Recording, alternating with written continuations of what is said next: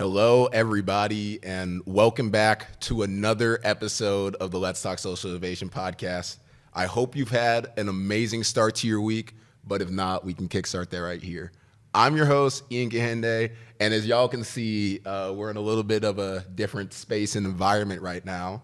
I have the incredible Dr. Clyde Wilson Pickett to my right, and we're here for the first and only live studio Let's Talk Social Innovation episode.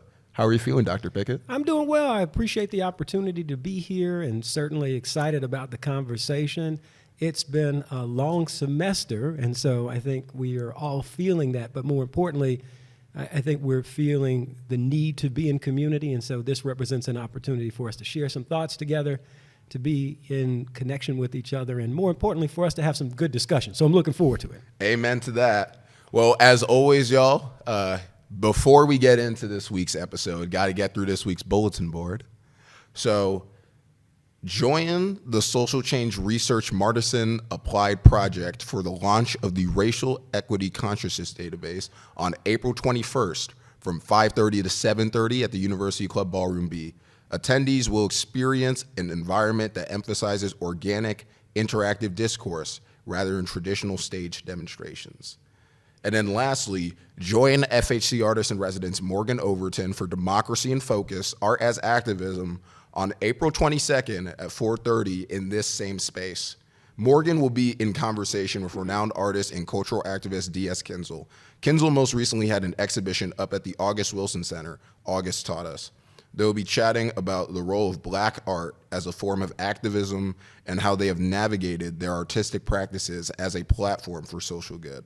Following the conversation, there will be pop-up stations for attendees to create their own art, and of course, snacks, drinks, and OCC will be provided. You can register using the check-in desk. Now, with that all taken care of course, as I said, the incredible Dr. Clyde Wilson Pickett. Dr. Pickett holds a doctoral degree from Pitt School of Education and a master's degree from Morehead State University. He earned his undergraduate degree in agricultural economics at the University of Kentucky. He is currently our vice chancellor for diversity, equity, and inclusion, along with being Pitt's chief diversity officer. Many hats, Dr. Pickett. Indeed, many hats, and one of those hats includes being a father, and so we'll have a time and some opportunity to talk about fatherhood, and so I'm excited about that. I'm also excited about the very kind introduction, so thank you for saying those nice things about me and noting my educational achievements. But as we will talk about in this podcast, none of us accomplishes anything alone, and so certainly want to begin by acknowledging all of the individuals who made it possible for me to sit in the seats that I sit in, and certainly who contributed to me being in this place. So much thanks to them, and we'll talk about some of those people. But more importantly, the chance to spend time with you, and excited about that as well. Amen. As Dr. Pickett was saying, this week's episode, we'll be touching on his backstory, the things that have made him the man and the father that he is today. We'll touch on his greatest life advice they can pass on to everybody here. And then in the second half, we'll be having a discussion about Black Fatherhood. But everything else aside, Dr. Pickett, where do you come from? Take me from the beginning. Yeah, no, I appreciate that question. Excited to share more. So I am originally from Louisville, Kentucky. So Louisville is my home. By my count, I'm at least a seventh generation Kentuckian on my paternal side. I say that given, if you look at the enslavement of my ancestors, there's only so far I can trace that back. But strong roots in Kentucky as well as in southern Indiana. I would be remiss if I did not share that information. My mother was a Hoosier and would always talk fondly about that. And so growing up, in addition to spending most of my time in Louisville, my brother and I, along with my mother, we spent summers in southern Indiana, Mitchell, Indiana, to be specific. And so that contributes to my story in thinking about the way in which I was raised, certainly the influences in my life as we think about our journey. And I talked about this at the beginning. We're all products of people who invested in us. And so I give much appreciation to my parents, Gerald and Earlene, my grandparents, Clyde and Wilma, and James Ella on my paternal side, for helping me to be the person that I am. I'll talk more about that. In terms of where I come from, I often talk fondly about being a Louisvillian, and specifically growing up in Louisville. And so that's part of my story. I grew up really all over the city. I claim the west end of Louisville as my home. I was brought home to 3407 Michigan Drive. And so that street no longer exists as Michigan Drive because it's now known as Muhammad Ali Boulevard. And so after a number of years, the city was renamed. That tells you a bit about my age in that when I was brought to that place, it was a different name. But of course, that's something that as a Louisvillian and as a Kentuckian, I often celebrate. I often talk about being from the home of the champ. And so I think most Louisvillians talk about the relationship with Muhammad Ali and how absolutely he's a figure that's influential in our upbringing and the great pride that we have in our city, and certainly the pride that I have both in being a Louisvillian but also a graduate of Central High School. So Muhammad Ali also went to Central High School. So I went to Central High School. Growing up, my mother was a school teacher, a public school teacher. Specifically, she taught at Kennedy Elementary and Carrick Elementary. And so I would say that was significant in my upbringing as I was always inside and outside of the classroom. My mother would take me with her to her classroom, my brother and I, and so had an opportunity really to experience that environment and to become familiar with education. And so a lot of the things that I do in terms of my exchange with students, with other faculty, with administrators, was because of the experiences that I had there. I'll also say that another part of that experience, of course, was my own father, and I know the second part of this discussion will talk about fatherhood, but my father was quite the individual. I'll say that he was a character, and so that's one way to say that he had a very complex life, and specifically my father was the kind of person who could interact and engage in any setting. And so he had a strong presence about himself and could really socialize, talk to anyone, and was a very outgoing person. And so that has a way of influencing who we are and how we are. And so being that I had the opportunity to spend time with my father and experience the ups and downs in his life, they contributed significantly to who I am. Of course, in life, we go on to a number of different things. I was raised in Louisville. We'll talk a bit about those experiences. But when I was matriculating through high school, I had an opportunity to leave the city and go to the University of Kentucky. And so that was my first real time away from home, leaving Louisville and then going to Lexington. And so I went on to go to the University of Kentucky. The one thing that I would say, as this is a podcast that talks about fatherhood, that was transformational in my experience, I found out my senior year at the tail end of high school that I was going to be a father. Wow. And so at 18, I became a father. And so that has, of course, been very influential and significant in my life. I'll tell you that my daughter, Destiny, has been, of course, one of the greatest motivations that I've ever had, and one of the greatest blessings that I've ever had. And so that really put my life into focus at an early age, in that I had to be serious about certainly establishing a career, being invested in her life, and being invested in the community. And so that's propelled and influenced a number of things that I've done. After I went on to school at the university, had a chance to go to a number of different places. I left my undergraduate experience and ultimately started my career first in corporate America. And so I worked a time for a company. And I knew that I wanted to serve others and give back. And so that propelled me to go on to complete a master's degree at Morehead State, like you talked about, and then ultimately go on to work at a number of different institutions. Throughout all of that time, I have made it a priority to serve the community, to be invested in the community, to be engaged, and to serve others. And so that shows up in any number of ways in my life. So then let me ask you this. What was your first involvement in community relations? Great question. I would say that one of the first involvements that I would note was my service at the University of Kentucky, being the president of our Black Student Union. I had a chance and an opportunity to get involved in that organization my sophomore year in school, and immediately stepped into being the vice president. And so in terms of service, it gave me a chance, to think about being a representative and a liaison for something that was bigger than me. And so I had the chance and an opportunity to represent all of the black students at the University of Kentucky in talking with our administration and prioritizing more about our experience, highlighting the importance of continued investment in scholarship, thinking about the campus climate and culture at the university, and more specifically thinking about how we could create additional pipelines of opportunities for students who were like us. And so I think when you're entrusted with one of those kinds of opportunities, really you have the responsibility to not center yourself in that, but to center others. And so that's one example that I would give. So being a born and bred Kentuckian, I've never personally been to Kentucky. So could you maybe set the scene as to what community you grew up in and what community was like? Sure. I would say that Kentucky and Louisville specifically are interesting places. We all say that about our hometowns, of course, and the states that we come from. The one thing I will say is that a number of Louisvillians will often try to separate Louisville from the state of Kentucky, but I'm one that doesn't do that. I think that it's important for us to center Louisville as being just a different part of the state of Kentucky.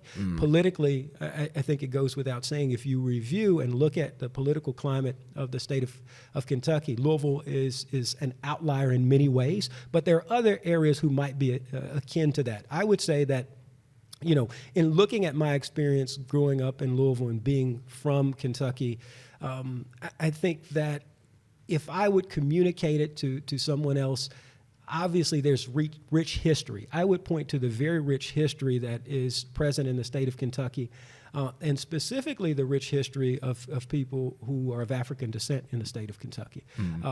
If you look at, for instance, and I'm going to do that because we're 2 weeks away from the Kentucky Derby, which is an event that I always go home for. I was going to say, and I'm excited. Absolutely, I'm excited. To look at the legacy for which black Kentuckians played into making that a reality, and specifically the equine industry. And so the rich history that some of us are aware of, many don't know. And so I think we have to take the opportunity to share that information outside of the state and talk about that. You know, obviously I led with talking about Muhammad Ali and understanding that he obviously was a very proud Kentuckian and talked about being from Louisville. But there are any number of people that I can talk about from a historical standpoint that are connected to Kentucky. And I think it's important for us to understand that there's a rich history and legacy of people of all different backgrounds. But of course, you know, as a black Kentuckian, I take pride in sharing that information. Walking back to when you were talking about your parents earlier, I think it's very clear we can see the influence that both of your parents had. You're very well-spoken. I see that comes from your mother's side. And of course, you're great at making connections with people, which leads into your role here as our Chief Diversity Officer. What role did family play in your development growing up? Well, significant. We had a very close family unit. My mother obviously was a tremendous influence. My father was a tremendous influence. They both could control a room, but in different ways. So my mother, being a public school teacher, could control a room based on her authority and experience being at the helm of a classroom. I often give specific examples of the way in which she would call folks out. The way she operated as a public school teacher today might not go over in the same way. She was an old school teacher and had no concern about calling you out in front of others, and was that kind of person. And so that's a part of at different times the way in which I can operate. My father was also someone who could control a room in different ways. He's somebody that could connect with anybody no matter where you came from. And so whether he would be in a boardroom or on a public bus, he could control and connect and communicate with all types of people. The one thing I think people would say about my father is that he was incredibly funny. And so he was someone who could control the room, and certainly was a comedic element in a number of different settings that he found himself in. And so I think that leads over to my ability to communicate in different ways and in different settings. So we're in this context of having a podcast, and so I'm presenting myself in a certain way. I think if you would engage me in different settings where I'm more familiar and connected with a different element, my posture might be different, my language and diction might be different. And so I learned that from my parents in different ways. In contextual settings, the way in which you communicate articulates a specific message, but it also allows you to connect with different kinds of people. And I think I learned that and had a balance from both of them. What type of posture will I see from you at the cookout? Well, you know, the real thing I would say is not a lot, because I'm always on the grill. I'm the person who's cooking. And so you would see me making sure that things are getting done. And so that would be the posture. Now, if it's not my cookout, it'd be a different conversation. I'd be more relaxed. We'd have a different kind of conversation. And certainly one who would be in control of the music. I like to be, in a former life, I was a DJ, and so I enjoy controlling that part of things. What's your go-to on the grill, and what's your go-to in tunes? Well, that's a good question. So I'll say this. I'll start with the DJ piece first. So I like old school music. So old school hip hop. I play a lot of old school hip hop. I play a lot of old school R&B. I like to blend music and certainly genres and timeline, so I can play a little bit of everything. Mm. You want to be, in my opinion, as a DJ, someone who can play something that everybody can listen to and everybody can relate to. A little like a chameleon. You got to mix things in and out. You got to keep it fresh. You got to keep folks engaged. In terms of on the grill, now I'm a vegetarian person, but I'm known for making good ribs, and then I have this chicken recipe. I'm not going to share it, but I marinate chicken 2 days in advance with a now I know you're serious. Yeah, so you've got to make that happen. But the next time I have a barbecue, I'll make sure you're invited. Color me impressed. All right. This is just another hat that Dr. Pickett wears. Well, we do what we can. I think food is a way to bring folks together. Music is a way to bring folks together, and so I give a nod to my father for that too. He was a grill master, and so he brought people together. The one thing I would say about him, and this relates to the way in which I've approached my relationship with people in fatherhood, is that he would never turn anyone away from a meal. Anytime you cooked for your family, you cooked for everybody. And so ours was a family that would, barbecue, and he would invite the whole neighborhood. In fact, our house was a house where if someone needed a place to stay, they could come to our house because of my father. He was that kind of person. I think a lot of people who I've spoken to in the history of this podcast, food plays a very pivotal role in their life. As you said, it is like the main way to build community. I've also heard a lot about how you can share culture through food. You can. I think that's accurate. I think it's an opportunity for us to share, and it's an easy way to bring community together and break down some barriers. It's not the only way. I think it's a pipeline to have greater communication and for us to build relationship with each other. So moving forward, take me through your career in corporate America. Where did you start? So I worked for a company. My degree was in agricultural economics. I'm not going to say the name of the company. I don't want to give them free publicity. So I worked for a company doing sales of seed and herbicide. As a vegetarian, I know a number of folks, specifically now, are conscious about what they put in their bodies. So am I. And so I started as part of a way to introduce myself into a professional experience. And it was a good learning experience. I think sales and an entry sales career is a way to learn about not only a company or company culture, but the skills that you have. One of the people who helped train me in that position said that no matter what position that you go into, at some point, every part of it will have a bit of sales into it. And so you have to understand that it's about selling yourself and, more importantly, building relationships. And so that experience taught me the importance of building connection and relationships. The great thing about that experience was here's a person, myself, a young man coming from an urban environment in Louisville, and then being transplanted into a rural environment. I worked specifically in central and northern Indiana on a sales team. And so most of the people who I encountered did not look like me. And in fact, a number of them had little to no interaction with people who were black or people of color. And so it provided an opportunity for me to have exposure to them, but more importantly, to understand the nuances of communicating effectively. And so I thought it was a tremendous learning experience. It also taught me that corporate America is a very difficult and cutthroat environment to work in. It's about profit. And if you don't meet the bottom line, that's not the right place for you. And so I learned that very quickly. So what brought you to your role here at Pitt? Well, it was a long road to get here. So I didn't come immediately. I started off going to a number of different institutions. I had a chance, of course, to work at the University of Kentucky.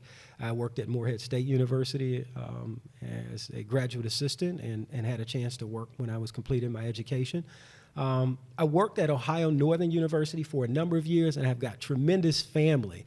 I don't just call them my former students or my former colleagues. I call them my family because it was such an intimate environment and a transformative experience. When you're in a smaller rural environment, folks become connected in a different way. And we were able to create an environment for students and for faculty and for our community that were really solidified community and family in an educational environment in a different way. And so to all of the people who are part of that community that get a chance to listen to this podcast, they will affirm and talk about that. In fact, they'll talk about some of those barbecues and some of that opportunity to build some community. Of them ribs. Yeah. They'll talk about some of those things too. And so, I went there, I learned, I got a chance to grow and develop. I got an opportunity to make some mistakes and to learn from those. I think one of the things that I often talk about when I tell my story is that it is an opportunity to understand that as well as there will be highs, there'll be lows, and you have to learn from those things and grow and develop. And so that environment really provided the chance to do that. I came to Pittsburgh the first time to work at the Community College of Allegheny County. And so one of the pieces that I will share in my story is I was willing to move at different places. And so before the age of 30, I was already in a director level position. I had a chance to work at a high level at a university, which propelled my career in a different way in that I got a lot of exposure and experience, a lot of chance to grow and develop. And that was because I was willing to move and to be in different environments. And I encourage certainly folks who are exploring in their career to be intentional about thinking about expanding in different ways. It was difficult, especially as we're talking about the fatherhood piece, because I was away from my family and my children specifically, and so that was tough.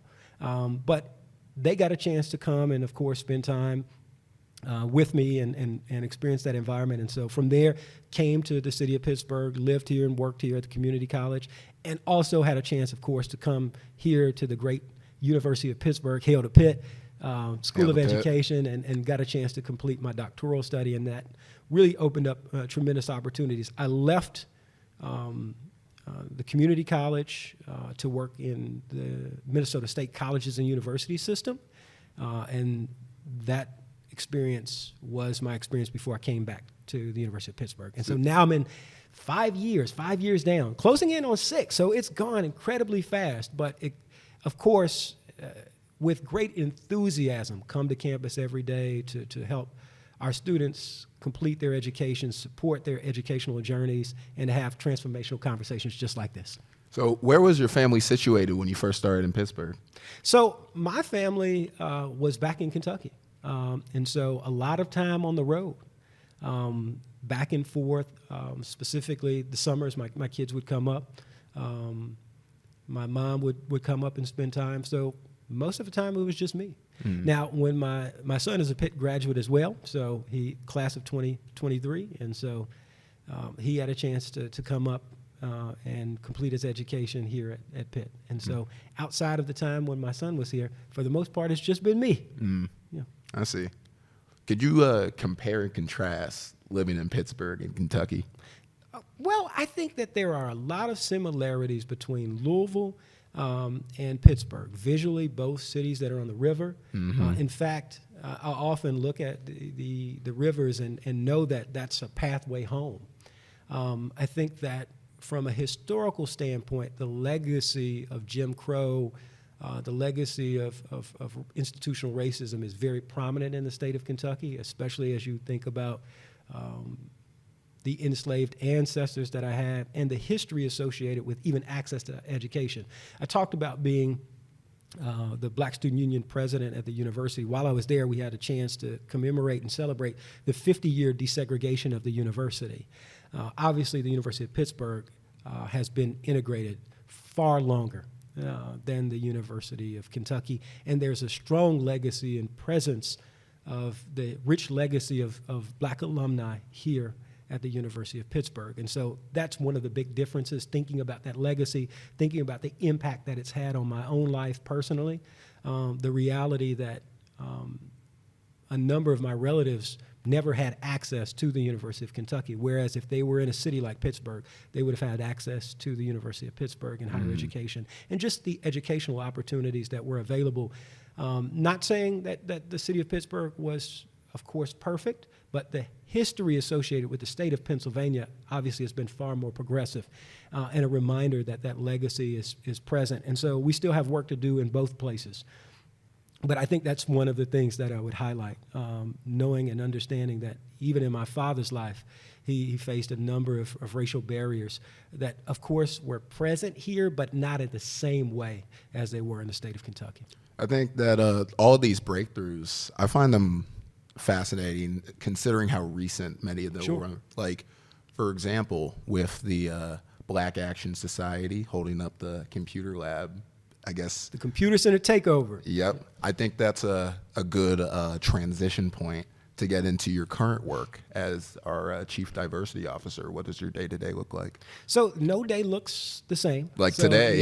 yeah. You told me you were coming Yeah. from the DMV earlier. I came from Baltimore. I was helping our admissions and financial aid team recruit future Panthers, and so had a chance last night to meet with admitted students, prospective students, and families, and to talk more about the university. And so part of my role is being a strategic liaison and banner carrier for the university. And so I do that in a number of ways, by talking to prospective families and also by being out in the community. So part of the work that I do is to engage the community. Now, of course, our office is charged with creating opportunities for making our university more accessible, and certainly a place where all can thrive. And so we prioritize how opportunity has to be a front and center consideration, and how the diverse perspectives, the ways in which identity plays a critical factor in who we are not only welcomed, but championed at the university. And so I think there's a lot of misrepresentation in terms of understanding what the work of an Office for Equity, Diversity, and Inclusion actually is and does. And so I take the opportunities to in spaces like this, talk about our work is really about how we create spaces for our students to thrive, create spaces for our faculty to thrive, and how we create meaningful relationships with each other. And so part of our work is about that. I'll say at my time here at Pitt, as I will be graduating shortly. And we're excited about that. Excited. Oh, look, as I said earlier, I'm excited to get out of here. It's nothing against Pittsburgh. I'm ready to move on to bigger and better things. My time here as a student, I found the student body incredibly welcoming. I think that the work that the office has done is showing through daily interactions. Well, I appreciate you saying that. I would say that we always have work to do, and so we cannot rest on where things are. I think that every experience is different, and we have to do our due diligence to listen to every experience and do what we can to make sure that every student has support and an environment where they can thrive. And so one of the things I've learned about this work is the minute that you get comfortable, it might be time to move on. And so we have to question ourselves and challenge ourselves to push forward every day. So before we move on to our discussion of Black Fatherhood, as we do with every single guest that we have on, it's the $1 million question. What's the greatest life advice you could pass on to everybody watching? That is quite the question. Like, that is not an easy question. I would say one of the biggest recommendations I would have is to embrace your mistakes. We have a tendency to focus attention on all the highs that come in life, and there will be many. But understand, in this journey called life, undoubtedly there will be opportunities when you take the wrong turn, where you might take a misstep here or there, but to embrace those opportunities as chances to learn. And I think that in doing so, allows you to have growth in a different way. I think people have a tendency to want to sweep their mistakes under the rug and to not hold them up. And so I think that's an important thing for us to think about. Understand, no matter if they're big or small, any misstep, any mistake that you make, or anything that you have an opportunity to learn from is a great thing. And I would say that's one of the pieces of advice I would give. We do live in a perfectionist society. We do. I think that with the advent of social media, with everything becoming a highlight reel, we're almost incentivized to push these things down. One phrase that I heard that I hold on to is that every L is a lesson. It is. It is. I wouldn't have phrased it that way, but hey, it is nonetheless an opportunity to learn. So transitioning to our social topic. Sure. Black fatherhood. I want this discussion to cover a lot of the misconceptions of Black fatherhood. I want it to serve as a think piece on how we can make Black fatherhood better. I think that I'll begin with saying that not just Black fatherhood, but fatherhood in general is a very sensitive topic. I think that everybody has their own story. As everybody as a father, everyone has their own story of things that went right and things that went wrong. In terms of you being a father at such a young age, having to grow up so early, where did your inspiration come from, your parenting style? I would say it was rooted in my relationship with my own father. We had, at times, a volatile and rocky relationship. My father was always supportive. He was loving, but my father in his life dealt with substance abuse issues. And so I think because of that, it caused friction at times in our relationship. I never let it, and he never let it, to his credit, distance us from trying to work on our relationship throughout our life. But it was a factor, absolutely, in making me want to be as intentional as I could be with being present, being involved, being engaged, and having a strong relationship with my children. The one thing that I would say that I learned from my father and I learned from my own interaction with my children is that two people have to be invested in a relationship. And so as a father, you can be as invested, as focused as you want to be, but that doesn't mean that the other party wants that. And so we have to understand and be resilient. The one piece that I think that is important as it relates to that is you have to keep showing up. And as we're having this conversation, I think the one thing I was most excited about in talking about is the often misrepresentation and disrespect of Black fathers in suggesting that somehow we are absent or not present. Statistically, Black fathers are the most present in the lives of their children. And we've allowed that narrative to be corrupted. I think it's convenient in media. It's convenient in a number of different ways. And this is not to, of course, dismiss anyone's experience. Certainly, I know that a number of people have not had a father that was present. But the data tells us, the research tells us that Black fathers are the most involved and amongst the most engaged in a number of different environments. And that's true in the space of understanding that there's absolutely been an attack on communities with regard to the prison industrial complex, with regard to the ways in which drugs have infiltrated and impacted communities, but the persistence and the resilience of Black fathers and Black fatherhood has always been present. And that's true in my relationship with my own father. And the other piece that I would say in others who have stepped up to be father figures for people in the community. So that's another part of that conversation. I was going to say, if anything, Black men get pulled away from their families, whether it's incarceration or for work or a variety of other things that Black men deal with on a much higher level than other men. So that's true. I think that when we understand that, even in the face of incarceration, I know a number of Black men, and it's a personal conversation given that my own brothers were incarcerated for extended periods of time, but they didn't allow that to deter them from being involved in their children's lives. And in those situations and instances, they maintained communication and relationships. As a family, we stepped up to supplement those relationships. And when they did their service and came back to community, they were directly involved in their children's lives. And so we have to understand that the narrative and the corruption of that narrative, we have to take head on. Certainly, mistakes happen in people's lives, but that doesn't deter them much like we've talked about, from being involved. And I think it's important for us to highlight that and realize that absolutely you're spot on with that assessment, that black men are dealing with a number of different things, from mass incarceration to thinking about the impact of societal inequities. But we stand forward and are persistent in moving things and progressing. The other piece is that's not the only narrative. Mm-hmm. And so we have a tendency to talk about that being a dominant narrative in the experience of a number of black people in America. But that's not true. I've been privy and fortunate enough to see a more expansive view of what it means to be black, and certainly there is no monolith. The black experience in America is very rich and deep, and understand that a number of people didn't go to jail. A number of people aren't involved in drugs. A number of people are quite professional, affluent, and also have strong relationships and a strong connection to their families. So how do we go about changing this narrative of absentee fatherism? Well, I think it's about us facing the facts and being honest about the truth. If we look at the data, it tells us that black men are more prominently involved and that we spend more time, but that's not what's shared in media. There are a number of books and publications that talk about it prominently. I think we have to do our due diligence to amplify the experiences and talk about our own realities with regard to where we see black fathers being involved and how we can change the perception, or misperception, I should say,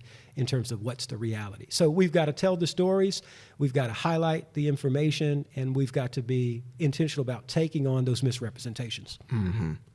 Now, this is a little bit of a pivot, but in terms of parenting style, I feel as though for most people, with the example of your own father, you go one of two ways, that you either want to be exactly like your father, or you see your father's pitfalls and you want to be the exact opposite. Which way did you go? I think there has to be, there's room for both and. I think there are a number of things that absolutely I did not want to be like my father, but there are other ways that absolutely I wanted to be like him. I think when he was able, he was an incredibly loving man. And very affectionate. And I think that more children need that affection. They need to hear that you love them. And so my father never shied away from telling people that he loved me, that he was proud of me. And I think that that's something that is transferable to many. I think we have to take the opportunity to tell our children, and our community for that matter, that we love them and that they're important to us and that they're proud of us. And so that's one thing I often say, that my father never shied away from telling anybody how proud he was of me. I would go any number of places in the city of Louisville, and I would run into his friends, and they would tell me, oh, I heard you did X, Y, or Z, or I heard this, and you know your father loves you. Your father really loves you. And the same is true for my brothers. My father would do the same to them. I think the tough thing is in situations when our parents aren't present at all times, what you say and your actions somehow are in contrast for each other. Yeah, they speak for them. And so I wanted to make sure that I was present as much as I could be, in addition to telling my kids those things. Yeah. So in terms of the topic of generational trauma, what types of things did you have to be the change for? What types of things were passed down from your father that you said, this stops with me? Yeah, I appreciate that question. I think it's one that is difficult to have. I think we have, in our community specifically, difficulty sharing publicly some of those things. From a generational trauma standpoint, I think the conversation about relationships and healthy relationships was something that was difficult for us. Watching the way in which you interact with your partner, specifically my father's interaction with my mother, I think at times could be unhealthy in terms of the way they communicated. And I think we internalize those things. Mm-hmm. And so I think it's important for us to when we witness ourselves going down that path, to catch ourselves and be willing to get therapy, to confront that and to have those conversations. And I think that's something that I've had to confront as an individual in terms of my own relationship and interaction, certainly with my children, but also my interactions with my partners, and thinking about the way in which I could be more intentional and healthy about my communication and in my relationships. I would say, as I shared in my interaction with my father, at times he could be incredibly loving, and at times he could also be incredibly verbally dismissive. And so I think that's a generational trauma piece that was passed on. And I think to confront that is a part of the conversation. I think the other thing that I would communicate, that's something that from a generational trauma standpoint that we've had to confront and that I've worked to try to address, is this understanding that children are to be seen and not to be heard. Mm-hmm. I think that's a cultural thing. And in many ways, confronting that, changing that, and allowing our children, our young folks to have some agency and standing and building their confidence in exchange is a part of the conversation too. And so that's some of the way in which I've tried to work on. Can I say I'm perfect at all of those things? Absolutely not. We're all works in progress. No one is. But I would say that I've tried to do my best to confront those things, to address those things, and to work proactively. And I think it's day to day. I think that the minute, again, as I said, with one of the other points, that you get comfortable is the minute you take a step back. You have to, at all times, think about, how can I communicate better? What are the ways I could be more loving? And how do I show support for others? And be willing to confront those things within myself. Mm. As Black men finding community, I think there are many opportunities in which we can learn new habits, whether they're good or they're bad, from our peers and our colleagues. How do you go about your interactions with Black men in terms of trying to become better fathers? Well, I think that it's us being vulnerable with each other. We have a tendency to be very surface level with the conversations that we have. And as men in general, but I'll say this as Black men, we cool pose a lot. We don't want to let our guard down and to talk about those things, specifically when it comes to our parenting style or the way in which we engage with other people. It's okay to tell other Black men that you love them. It's okay to tell other Black men that you support them. And it's also okay to tell them when they're not doing right. Mm-hmm. And so I think the other piece of that, and the conversation that resonates for me to your question, is when I communicate with brothers, particularly those I have great relationships with, is coming to them in a place where we're together and in a loving way to confront how we can get better together. I never want to approach relationships in a condescending way. I think we have a tendency to focus attention specifically in instances where you may have a little success professionally and where you might have some level of achievement, that your standing is here and their standing might be there. Mm-hmm. I think you have to attack that at all times and understand that we're always here. Yep. And so being together and understanding that we all have something to learn from each other and grow together goes a long way. One of the big things that I learned from my father and my relationship in my community was that you could learn something from everyone. So I grew up in that community in Louisville, where one of the central parts of the community was a liquor store. Of course, we're familiar with all the ills that are present in liquor stores. But that corner and that area was a gathering place for a number of people in the community. That was the place where people of all walks of life came together. And so when folks would come there, we had an opportunity to listen and to talk with them. And the one thing that I would say about that community is there was always this spirit of resilience, that spirit, that sense of connection with each other. And there was always affirmation there. Even though the place was what it was, the ills of society were there, that was a different place. There was a time and opportunity to share knowledge, and there was always affirmation. When I would go there, people would be always affirming, hey, stay in the books. Keep doing the right thing. Mm. Don't go down the wrong path. Mm. And I think there's often a misrepresentation of some of those places that's not there. I think as a community, we have to reestablish those places of affirmation and support. And I think they help us further cement and understand fatherhood better, but more importantly, eldership. And I think that's a big piece of what we have to do as a community. Let's move to the topic of toxic masculinity. Sure. Have you ever went about nipping that in the bud? I think it's a work in progress. We would be naive to say that you could completely cut it out without constant progress and change when it's surrounding us at all times. I think that one of the first opportunities that I had to confront toxic masculinity was a relationship with someone who I dated when I was in college. And she was really influential in helping me be the man I am, but more specifically calling attention to bringing my awareness to toxic masculinity. That's not something that we often talk about in the community. And so the willingness to listen to her perspective and to understand that it's a lifelong journey to confront that, I think, was a big part of my growth and development and willingness to confront it in the time ahead. And so one of the things that I will say is that you always have to check it. You always have to be intentional in thinking about the ways in which it can undermine your development as an individual, but more specifically, your ability to have relationships and connections with other people.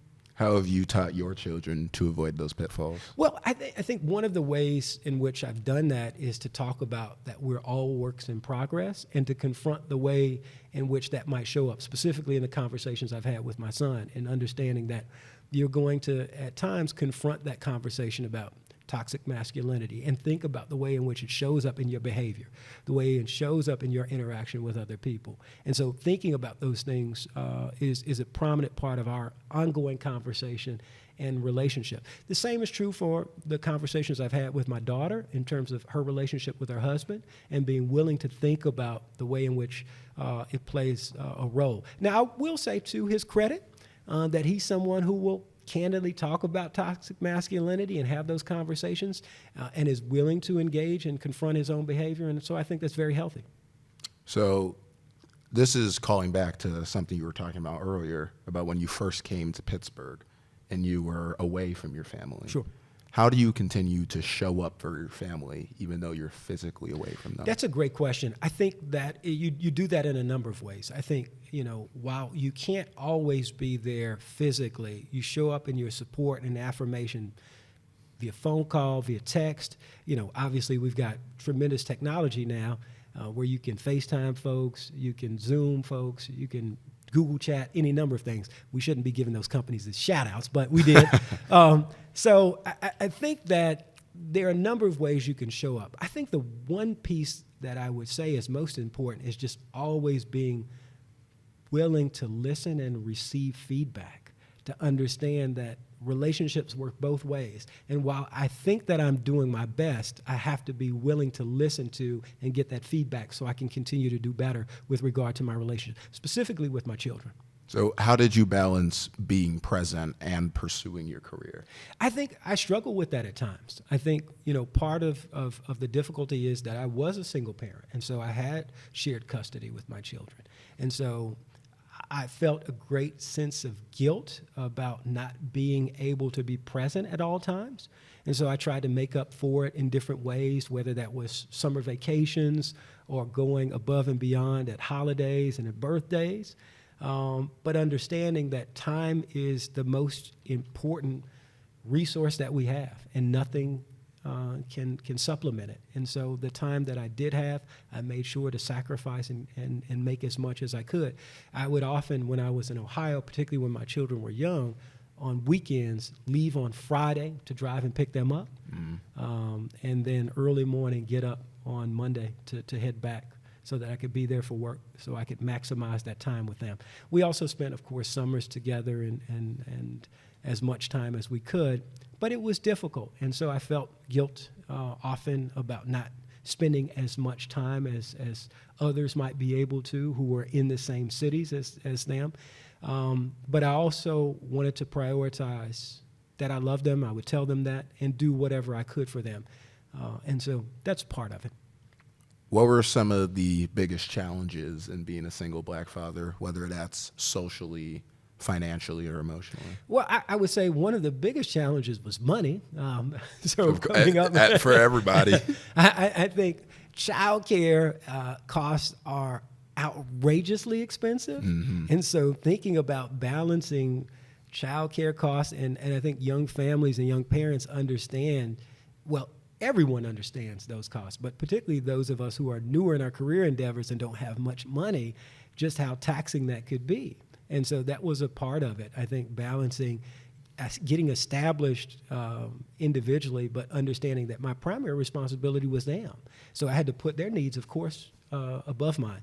I think obviously socially, some would say that's a toll. I don't think of it that way. I always wanted to spend time with my family and specifically my children. And so I would much rather spend time with them than do anything else. How was that during undergrad?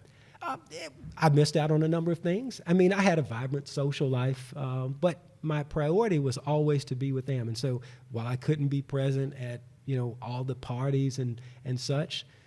Some could argue that's a good thing. Yeah, well, it was. I mean, I think there's a time and a place for that. I had plenty of space and time to do those things. I had balance. And to their credit, and specifically, I would not be the person I am if it were not for my son's mother. She absolutely helped invest in me and make me the man that I am, hold me accountable for co-parenting, and we did it together.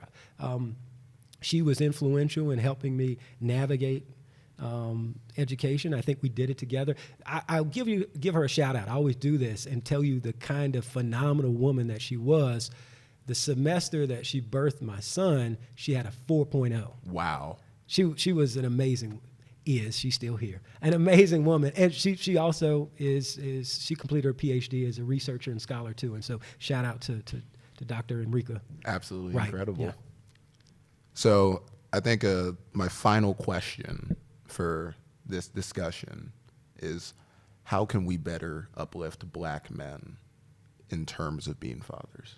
Well, I think to support them and acknowledge first their presence and understand that the most actively engaged fatherhood group is Black men. We have to get the narrative right. So the way in which I think we can help support them is to change that narrative and identify the truth that we have always been present, that we are present, and that we will always continue to be present in the lives of our children. And so I think that's a big part of what we do. And I think whether it's podcasts like this, our post in social media, I think we have to help write that narrative and tell the story that Black men have always been involved in their children's lives. That's powerful. Now we're going to transition to our Q&A area. Let me see if we have anything queued up. As we're on pins and needles waiting on those questions. Those burning questions. And currently, we don't have anything queued up in there. Okay. I think that Well, I was excited, but I was more also time to excited. talk. I was very much looking forward to it. But regardless, the things that we've talked about. We have a question from Mary. Question from the audience. So my question is, Dr. D, can you talk a little bit about Dr. Alston's book that she wrote with other authors, and just how that type of scholarship is also important, and maybe talk about the conversation with Black Fatherhood, what that can look like in academia? Sure, I appreciate that question. So Dr. Tasha Alston, I had to get that out, is one of our faculty members and one of our colleagues in the inclusion space here at the University of Pittsburgh, and has a new book with some other scholars focusing attention on Black fathers and Black fatherhood. And in fact, a lot of her scholarship focuses attention in that area. I think the great thing about this book is that it brings awareness to the studies that further amplify what I'm talking about, in that the statistics and data show us that the most involved parental group in terms of fathers are Black fathers. And so that scholarly work shows us and affirms the way in which Black men are present in the lives of their children and are present in the community. So I think works like that go a long way in terms of helping us understand the true perspective of the presence of Black men in the lives of their children.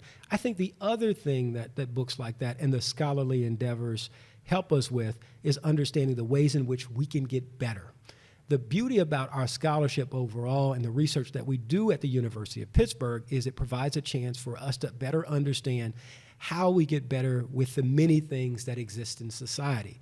Being parents is one. And so research and scholarship that provides awareness and understanding on how to be a better parent, how to be a better father, I think is a tremendous resource. And the book is one of those resources and one that we would point to.